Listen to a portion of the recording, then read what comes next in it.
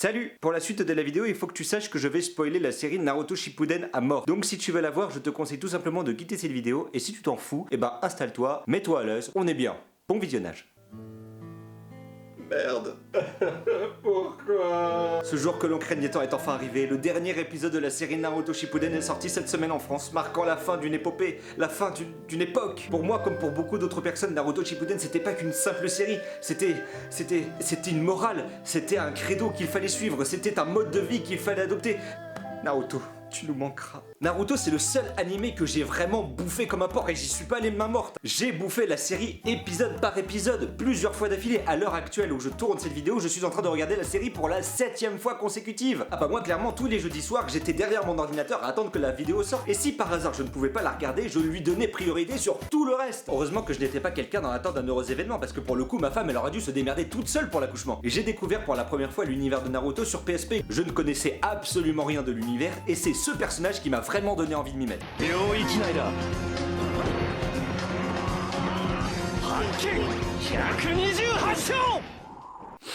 Putain! Tous les gentils de la série ont eu des morts stylées et Neji il meurt comment? En se prenant des morceaux de bois dans le dos? Sérieusement? Rappelons quand même que Hinata et Neji font partie de ces rares personnes qui peuvent éviter ce genre d'attaque grâce à leur Akesho Kaiten. Il est pas là d'ailleurs en plus. Il méritait clairement sa place sur ce poster. Ah bah beaucoup plus que Suigetsu. Bref, au fait pour ceux qui n'y connaissent rien, Naruto ça parle de quoi? Alors l'histoire de Naruto ça commence à Konoha lorsque... Non. En fait Naruto, c'est l'histoire d'un mec qui... Il existait jadis un démon renard à 9 queues. En les remuant, il faisait s'écrouler les montagnes et soulever des raz-de-marée. Accablés, les hommes réunirent une troupe de ninjas. L'un d'entre eux, particulièrement vaillant, réussirent à neutraliser la bête, mais son exploit lui coûta la vie. Afin de protéger le village caché de Konoha, le Yondaime Hokage emprisonna l'esprit et le corps du démon dans le corps d'un jeune enfant qui fut nommé Naruto. Ayant grandi avec la bête en lui, Naruto fut rejeté par ses pairs toute sa vie. Afin d'être reconnu par le village entier, Naruto promit de travailler dur et ainsi devenir le prochain maître Hokage. Alors déjà là j'ai lâché un gros pouce bleu parce que le héros ce n'est pas un petit génie qui sait que c'est un héros et qui se dit bah tiens je vais aller sauver le monde, allez hop. Naruto c'est juste l'histoire d'un gamin qui est un peu stupide, qui est mauvais à l'école, qui fait des bêtises partout où il passe, qui a été rejeté par tout le village. Il sait pas pourquoi. Il est sans amis, sans famille, et néanmoins, il garde la tête haute, il transforme toute la tristesse qu'il a accumulée au cours de sa vie en force pour devenir quelqu'un de respecté et apprécié. Déjà là, c'est une putain de leçon de vie, et je reste poli. Naruto, tout le monde lui a craché à la gueule toute sa vie, et lui, de son côté, il est prêt à donner sa vie pour défendre celle de ceux qui lui ont fait du mal. Moi souvent on me traite de gamin parce que je me réfère à des mangas, mais personnellement je préfère largement essayer de ressembler à un personnage imaginaire qui est prêt à souffrir pour aider les autres, plutôt qu'à une pétasse de télé-réalité bien réelle qui est sûre qu'il y a une lune pour l'hémisphère nord et une lune pour l'hémisphère sud. D'ailleurs, en parlant d'amour du prochain, il y a que ça dans la série. Sakura et Sasuke, Asuma et Kurenai, la palme d'or évidemment revenant à Hinata qui va chiner Naruto pendant toute la série pour au final avoir un baiser à la fin de Naruto The Last. Ça, c'est ce qu'on appelle de la persévérance. Mais remarque, c'est la seule personne que je connaisse qui ait réussi à sortir de la friendzone. Mais la plus belle preuve d'amour, ce n'est aucun de ceux-là, c'est d'autres personnes. Et pour cela, je vais prendre mon temps et c'est pour cela que la vidéo va être un peu longue. Uchiha Itachi, l'un des ninjas les plus talentueux de Konoha à son village natal, est un membre de l'Akatsuki, une organisation terroriste. Il est recherché par le monde entier pour avoir exterminé le clan Uchiha. Ses parents, ses grands-parents, son oncle, sa tante, sa fiancée, ses voisins, tout le monde a été tué de sa main, à l'exception d'une seule personne, son petit frère, Sasuke. Pourquoi? Parce que Itachi voulait qu'en grandissant, Sasuke utilise la rage qu'il avait contre son frère pour devenir plus puissant et pouvoir venger son clan en le tuant. Alors où est la preuve d'amour là-dedans? Attends 30 secondes. Avant son extinction, le clan Uchiha était un clan composé de shinobi possédant un pouvoir héréditaire extrêmement rare et extrêmement puissant.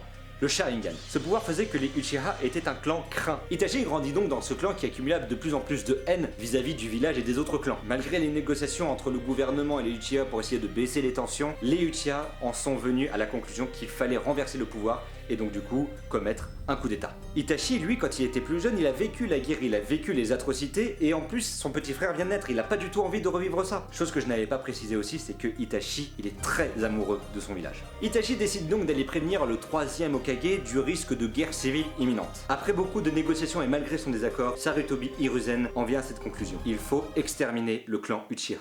Le seul souci, c'est que si par hasard les personnes venaient à lier le massacre des Uchiha au gouvernement, la guerre civile aurait quand même lieu. Itachi décide donc de prendre le pire rôle, le rôle que tout le monde détesterait, le rôle de celui qui a exterminé son propre clan. Itachi était donc prêt à endosser le rôle de celui qui a exterminé sa famille, à être haï de tous simplement pour préserver la paix. Il acceptait ce rôle, mais à 2 conditions. La première, c'est qu'il laissait en vie son petit frère Sasuke. La seconde, c'est que le gouvernement devait promettre de protéger Sasuke le temps qu'il devienne suffisamment grand et fort pour venger sa famille. Je vous ai condensé je ne sais pas combien d'épisodes pour pouvoir vous raconter cette histoire, mais je voulais absolument prendre mon temps et bien vous raconter cette histoire pour voir à quel point c'était une preuve d'amour. Non, parce que mis à part le fait que Itachi c'est mon personnage préféré, Itachi c'est la dévotion incarnée. Je vous ai dit il y a quelques minutes que Itachi faisait partie d'une organisation terroriste, la Katsuki, dont la mission était de chasser des personnes comme Naruto qui ont en eux un démon. Itachi et le 3e Hokage ont planifié le massacre et l'après-massacre. Une fois que Itachi avait massacré sa famille, il devait fuir, se cacher. Il a donc décidé de rejoindre l'Akatsuki, mais pas simplement pour se cacher, il devait espionner l'Akatsuki pour le compte de Konoha. Pour faire simple, le gars il a tué toute sa famille pour éviter une guerre civile et protéger son pays, et là il se demande comment est-ce que je pourrais être encore plus patriote? Vous en voulez plus? Ok, mais cette fois j'accélère. À la fin de la série, la guerre est déclarée entre Madara, Kabuto et le reste du monde. Je vois pas où est le souci. Kabuto utilise une technique, Edo Tensei, dont le but est de ramener les morts à la vie et de les manipuler contre leur gré. Parmi eux, il y a Itachi. Par un tour de passe-passe, comme diraient les vieux de l'ancien temps, Itachi réussit à se libérer de l'emprise de Kabuto. Je tiens à préciser que les morts qui sont ramenés à la vie grâce à Edo Tensei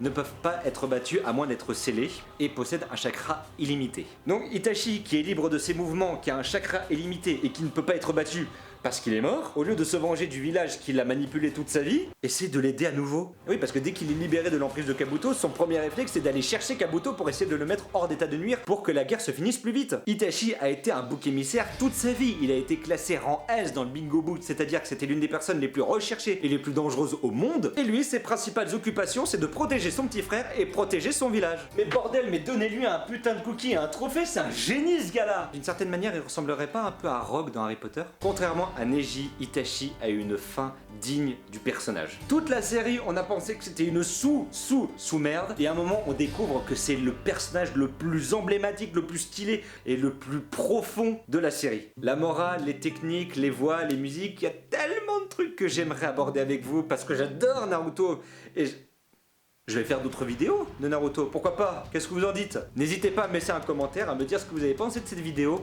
à me lâcher un petit pouce bleu si vous avez aimé, un petit pouce rouge si vous n'avez pas aimé, à me dire en commentaire ce qu'il faudrait améliorer, ce qu'il faudrait pas améliorer. En attendant, moi ça m'a fait très plaisir de faire cette vidéo spéciale Naruto sur vous. Je vous fais de très gros bisous et je vous dis à très bientôt. Portez-vous bien, ciao bye bye.